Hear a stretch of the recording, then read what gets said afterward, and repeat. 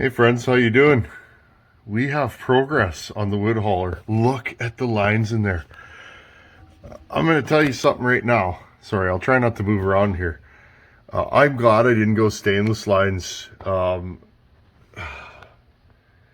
recreated the factory setup as good as I could, but let me tell you, it's okay. We got progress. Oil lines are in. This is our 96.65 diesel. New rotors, pads, calipers, hoses, all new brake lines. Again, we're not quite done yet, but we are close. All new pads and hardware in the back, and she runs good. I got to put a second battery in it. That's not what we're doing today, though. I just wanted to show you guys the deal. My shop is an absolute pigsty, okay? This project, it was one of those projects where you're literally pulling out half the tools you own and scattering them. I got right in there and I got her done. I blasted out most of this job in a weekend, so it's nice. Look at that. We have brakes. Anyhow, that's not what we're doing today. I'm going to meet you guys at the bench. The bench is just ridiculous. It's awesome. I don't care. I'm me, and my bench is a pigsty right now, so I'll meet you guys at the bench and we can all chuckle together. We've all been there. Okay, friends. Take this off. We all know what that's for. Hey, if you got a beard, friends, and you got to wear a mask at work, I'm not sure what this is called, but it's quite a bit nicer to wear. Anyhow, we'll hang that up there. Let's move it out of the way. I just had an email from Mark. Hey Mark, how's it going, buddy? Again, I like to stay in touch with the people on this channel. I like to know what's going on with you guys and help you guys where I can. It's been pretty slow at work.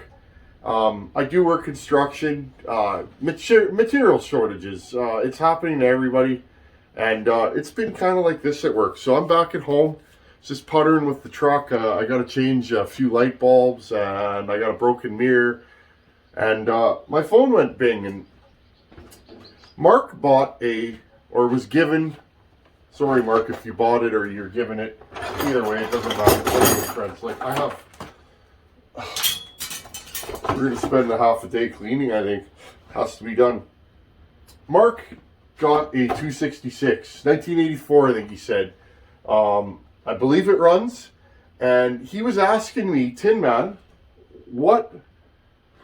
I know you like these saws, and I do. These are not the easiest saws to get running well. They're fairly easy to work on once you've done a few of them. But these are my favorite saws. There's a lot of them around here, 66cc. But let's face it, these saws are getting old. This one is an 82 or an 83, 1983. So there you guys go. It's getting up there. What Mark wanted to know is what to look for on an old saw like this. So since I have every part of my shop scattered on this bench, look here. Here's what I'm going to do, friends. I'm going to bring you guys in close. I'm going to give you guys a quick rundown of the 200 series chassis when you get one of these. Okay, and we are covering Husqvarna 61 Rancher. Those are the same saws depending on what year they are. Okay, 61 Rancher. 625 and 670 John thread, although those have different intakes. I don't have one here to show you guys, but 630 John threads, 266, 268, 272. Okay, those are all the saws in this chassis. They built these from 162 is another one. I almost forgot about the 162. We're going to do one on the channel one day. They built a lot of these, starting in, I think the oldest one like this I have is a 79. The 272 they built till 94, I think. 95, 96, somewhere in there. Okay, so there's a lot of these out there. If you're looking for an all-purpose saw, even stock, there's nothing wrong with one of these. Okay, I'm going to bring you guys in. I'm going to go over everything that I know about these when it comes to what is commonly broken on them, what's available and what's not, and the workarounds. I like being a man of service. I'm not working today. Mark emails me and it's like, let's do a video. So, Mark, this one's for you, buddy. Anybody else that has questions like this, please email me. I'll try and help you to the best of my ability. Okay, so this is the older style chain brake. I'm going to show you guys. I'm going to grab another one. Talk amongst yourselves. I will grab another one. Just undoing it from the saw, okay? I'm going to show you guys all what I know. And I don't know everything about these saws, okay? So, right away, the older saws going up to, I'm going to say late 80s. There is some change over there. Old style chain brake, new style chain brake. Can you swap these? Yes, you can, okay? So, often these are broken here, okay, or they're bent. If you're going to bend one of these, be careful because this is actually a hollow tube, okay? The other thing that goes wrong with these, they tend to wear out and break at the bottom. Often the spring here, or the band, the brake band is broken. These are not available for this clutch cover. So if you have one of these clutch covers on your older saw and it's missing parts or broken, you're going to have to find another one of these. These are not super common anymore.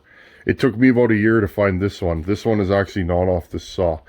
Okay, these can interchange. Now, I'm going to, you know what, I'm going to grab another saw here, a 272, that I'm actually going to do another video on. This is the one we ported on the channel. Now, something that's super important, if you have a saw with a decomp, which would be a 93 or 94 and up 272, because this covers everything. Look, do you guys see what just happened? See the decomp? Look, it pushes the decomp in. Okay, so if you have a older style chain brake and a newer style saw, you have to plug the decomp if you're going to run this. Okay, some of them rub worse than others. This one's really bad. It pushes it right in. Be aware of that. Sometimes they just touch enough to give you a little bit of a leak. Okay, with a bar on here, it wouldn't be bad, but it'll hold it open just enough to compress the decomp. Okay, so right there, if you need one of these, you're going to have to hunt for parts, or these are still available, to my knowledge, from Husqvarna. Buy a 268, 272 chain brake. Okay, this one this is an original that I've pieced together from parts. Okay, and it still works. And I believe this is a 55 handle on here, if I remember correctly. Don't quote me on that. Okay, so that's moving on to that. This is a 272. Okay, Mark, another thing. Often the top covers are broken on these. This top cover will not fit on this saw. Okay, the bolt holes are different. The bolt holes are different, and the one way to tell right away what you got is this top cover. The bolt hole's behind the recoil screw. This one is in front. Right away, if you see that, single piece ignition, double piece ignition.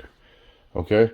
Now I've covered this stuff before, but again, when you get a ton of videos, sometimes it is hard to find what you're looking for. So, okay, next weak point in these saws. It's not a weak point. It's just that these saws are old and they've been used a lot. Guys logged with these. These clutches tend to get rattly, okay? And these springs wear out. You can still get this spring from Husqvarna. I would not recommend getting an aftermarket one. They're too soft. You have to be diligent. Getting this spring on can be a little bit of a hassle. Take your time and don't stretch the spring. But a lot of times these springs are worn out.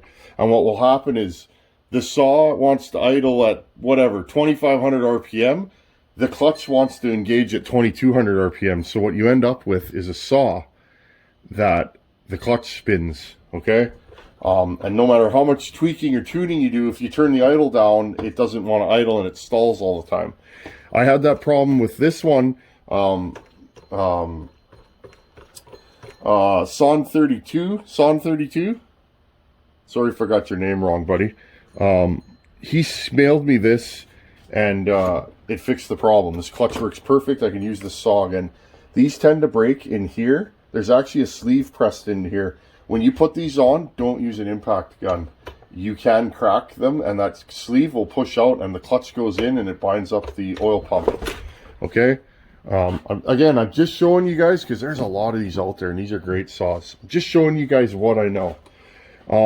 Oil pumps usually work fine. I've used aftermarket ones that work. Because of the age of these, the crank seals are a weak spot. I use aftermarket crank seals. I've been using them for years. I've never had one fail. The ones you can buy on eBay or various other places, no problem there. So, often these will need crank seals for sure because of their age.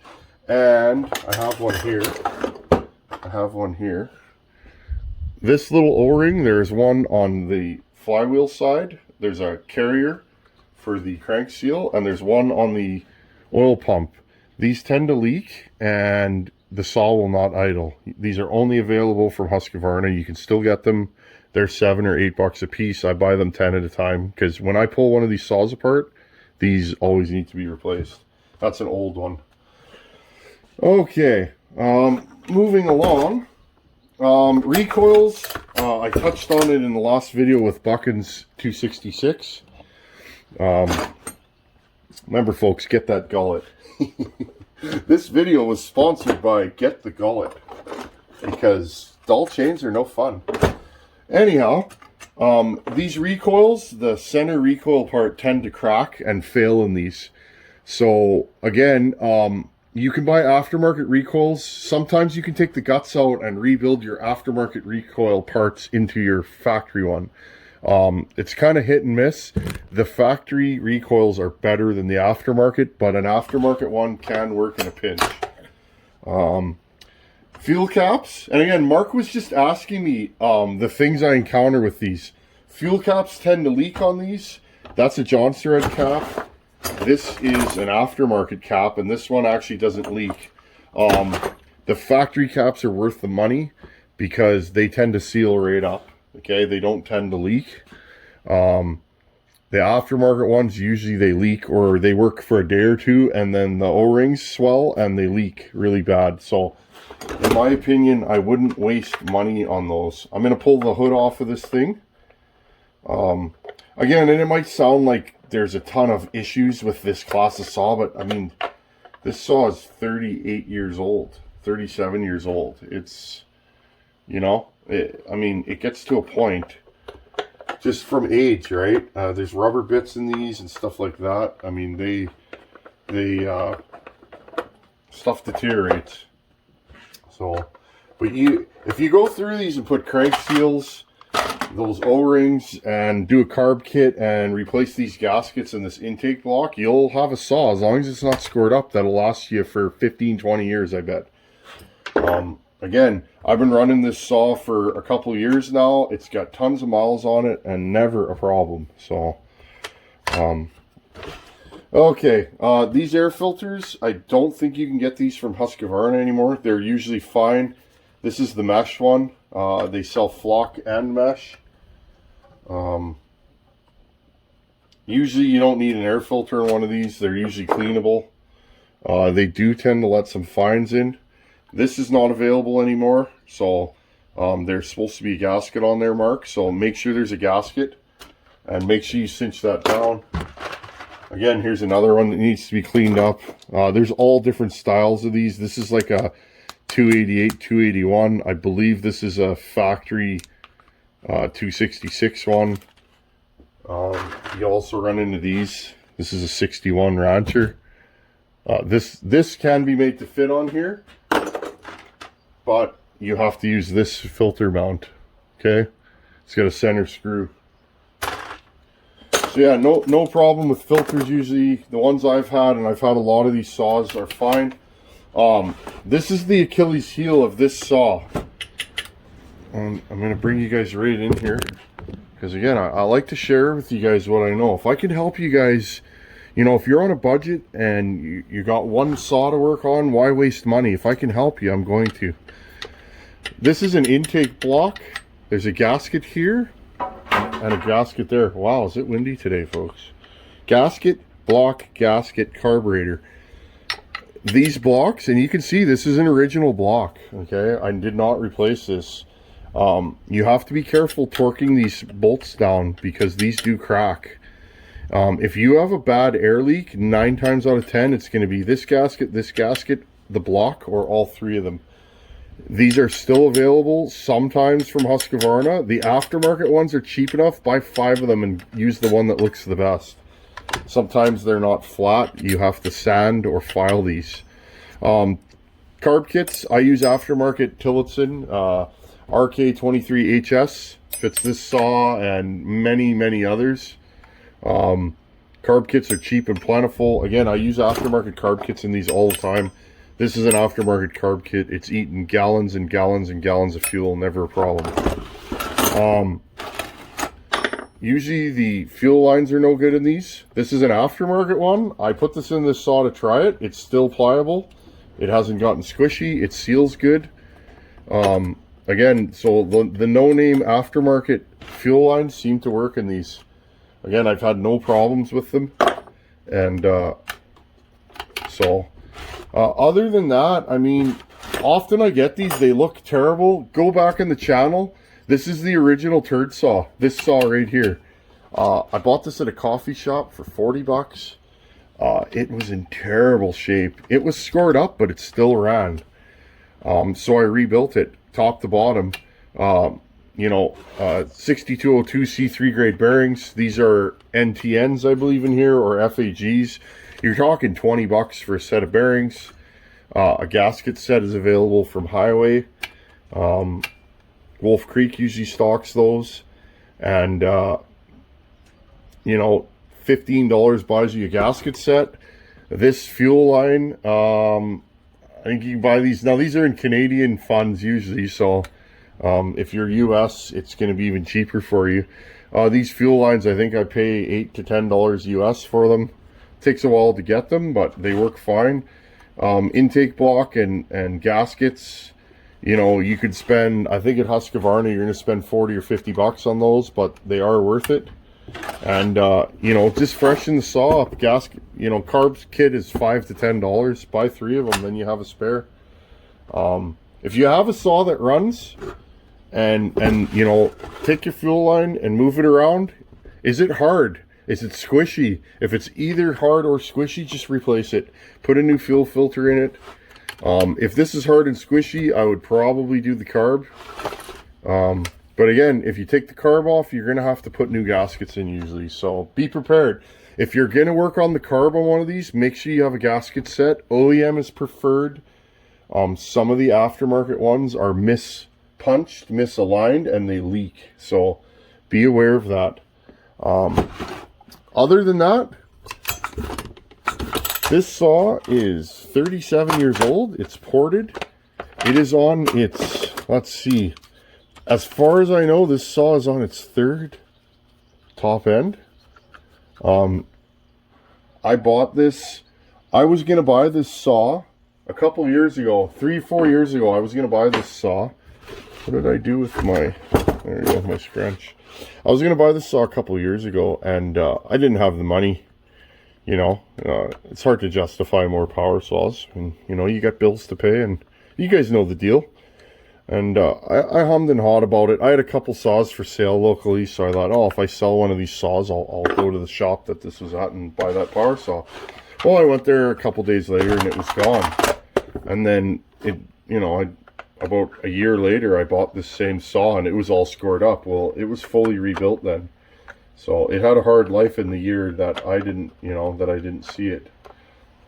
But whatever, I split it, rebuilt it. I mean, you can rebuild one of these for, you know, or I mean, top ends are super available. Go Highway or Meteor. Don't think you can get OEM for these anymore. Highway or Meteor, take your pick. They're both good. If you're going to port, I would say Highway. If you're going stock, Meteor would probably be my pick. But, you know, there you guys go. 266, that's what I know about them. Main problems, clutch spring. 80% of the ones I get with this old style clutch spring, the new style clutch doesn't fit. If you pull your clutch off and it has coarse threads, you got a coarse thread clutch. If you take it off and it's fine threads, then you got a new style fine thread clutch. You can put a 272 clutch on it. The cutoff date for that, don't quote me, I think it's around 86 they changed. When they went from SE to XP, they changed the clutch and a few other things. So these get stronger as they get newer. The old ones are more grunty. The new ones got a little more zip, but they're all good. So just to reiterate, clutch spring, crank seals, the O-rings on both sides. You'll see them when you pull the oil pump and the crank seal retainer behind the flywheel. Carb kits, fuel filter, the gaskets in between the intake block and or the intake block. Fuel line and filter. On a good running saw, I would put a fuel line and filter in it. I would leave the crank seals and all that. I'd put a fuel line and filter and maybe rebuild the carb and replace those gaskets. It's up to you, Mark, but there you go, buddy.